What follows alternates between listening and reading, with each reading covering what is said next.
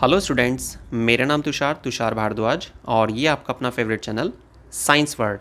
आज की वीडियो में हम कनेक्टिव टिश्यू की कॉन्सेप्ट को क्लियर करने वाले हैं।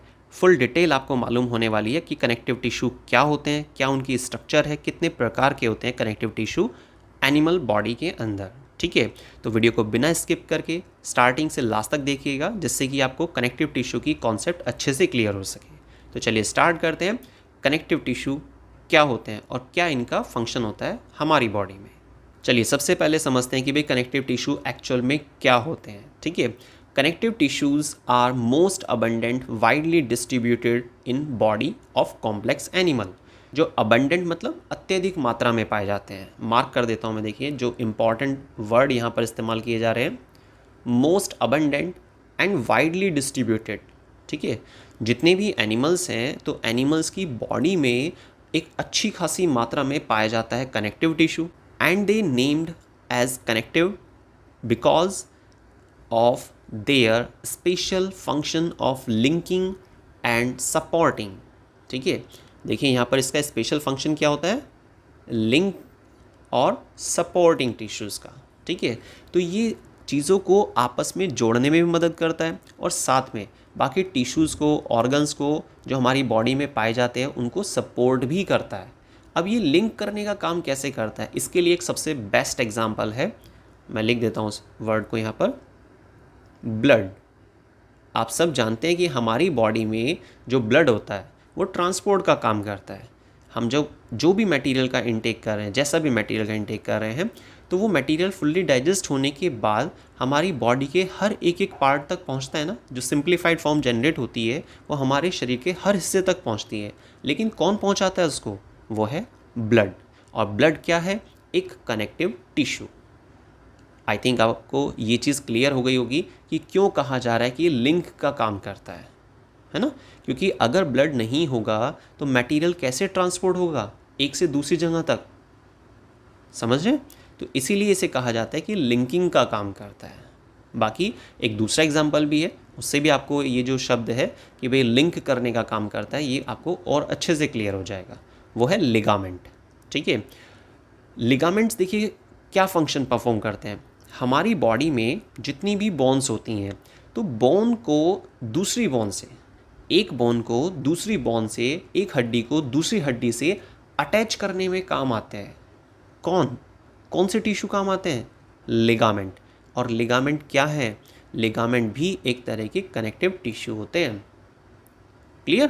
तो ये दो एग्जाम्पल जिसके ज़रिए आपको ये लिंक वाला शब्द जो है इसका मीनिंग क्लियर हुआ होगा कि भाई क्यों कह रहे हैं कनेक्टिव टिश्यू को कि ये कनेक्शन का काम करते हैं। क्लियर हो गई बात। चलिए ये तो एक एग्जाम्पल हुआ।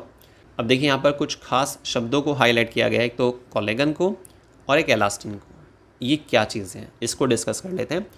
इससे ऊपर जो लाइन में लिखा हुआ है कार्टिलेज, बोन, एडिपोज, ब्लड, ये एग्जाम्पल दिए हुए हैं कि कनेक्टिव टिश्यू। मान लीजिए कोई आपसे पूछता है कि कनेक्टिव टिश्यू का एग्जाम्पल बताइए, तो आप सीधा ये नाम लिख सकते हैं।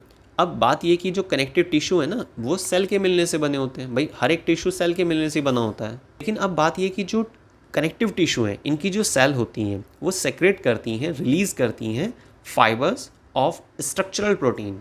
ठीक है, तो कनेक्टिव टिश्यू की सेल में खास चीज़ एक देखने को मिलती है, वो कौन सी है, स्ट्रक्चरल प्रोटीन, जिसका नाम है कोलेगन।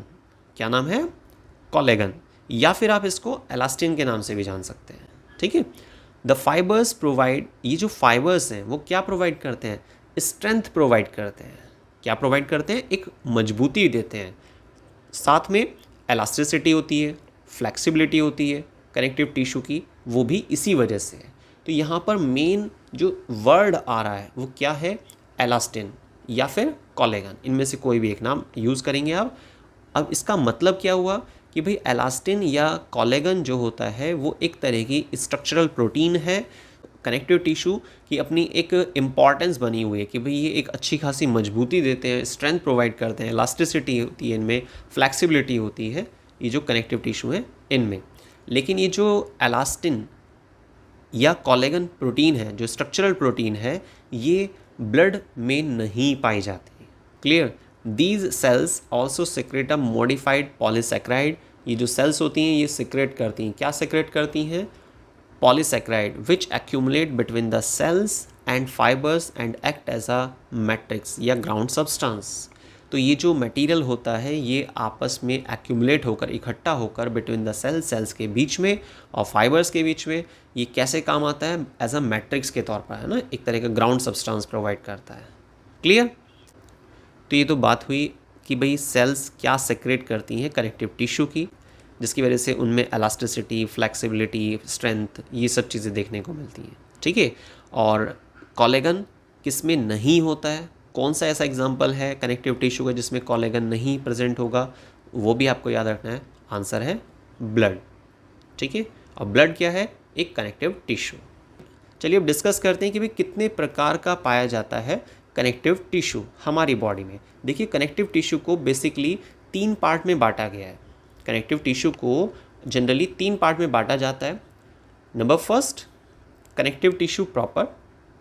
ठीक है, कनेक्टिव टिश्यू प्रॉपर, जिसके अंदर कुछ टाइप्स आते हैं, जैसे एरियोलर है, वाइट फाइब्रस है, येलो फाइब्रस टिश्यू होते हैं, एडिपोज टिश्यू होते हैं। ठीक है। सेकंड यहाँ पर नाम आता है स्केलेटल टिश्यूज़ का। स्केलेटल टिश्यू जब हम डिस्कस करेंगे तो वहाँ पर हमें 2 पार्ट में से कवर करना होगा, कार्टिलेज एंड बोन। देखिए यहाँ पे लिखा हुआ है cartilage and bone. Number third, क्योंकि यहाँ पर देखिए 3 तरह के कनेक्टिव टिश्यू होते हैं, वस्कुलर टिश्यू होते हैं, स्केलेटल टिश्यू होते हैं और कनेक्टिव टिश्यू प्रॉपर, जिसके अंदर कुछ पार्ट्स हमने स्टार्टिंग में देखे अभी। ठीक है। जो नंबर थर्ड है वस्कुलर टिश्यू, ये वस्कुलर टिश्यू जो होते हैं इसमें भी 2 पार्ट्स होते हैं, ब्लड और लिम्फ। ब्लड वही जो मैंने आपको अभी स्टार्टिंग में एग्जांपल के साथ समझाया। ठीक है। तो कनेक्टिव टिश्यू जो होते हैं जिसका काम क्या होता है? लिंक का काम होता है। ठीक है। हमारी बॉडी में कनेक्शन बनाए रखने में हेल्प करता है, साथ में बाकी जो टिश्यूज़ होते हैं, बाकी जो ऑर्गन्स होते हैं, उनको सपोर्ट का भी काम करता है। ठीक है। तो ये फंक्शन हुआ कनेक्टिव टिश्यूज़ का। मीनिंग क्या होता है वो आपको क्लियर हो गया। और कनेक्टिव टिश्यू कितने प्रकार का होता है हमारी बॉडी में? टोटल 3 टाइप का होता है। कितने टाइप का होता है? 3 टाइप का होता है। ठीक है। तो कनेक्टिव टिश्यू 3 प्रकार का होता है। Number first, connective tissue proper. मैं लिख देता हूँ यहाँ पर शॉर्ट में, कनेक्टिव टिश्यू प्रॉपर। ठीक है, ये हो गया हमारा फर्स्ट। सेकेंड नंबर पे स्केलेटल टिश्यू। ठीक है। और थर्ड नंबर पे थर्ड नंबर पे आता है जिक्र वस्कुलर टिश्यू का। ठीक है। कनेक्टिव टिश्यू प्रॉपर के अंदर करीब 4 पार्ट हमें करने होते हैं, वैसे मेन तो 3 ही है। येलो फाइब्रस टिश्यू होते हैं, वाइट फाइब्रस टिश्यू होते हैं, एडिपोज वगैरह। ठीक है, मेन ये चीज़ है।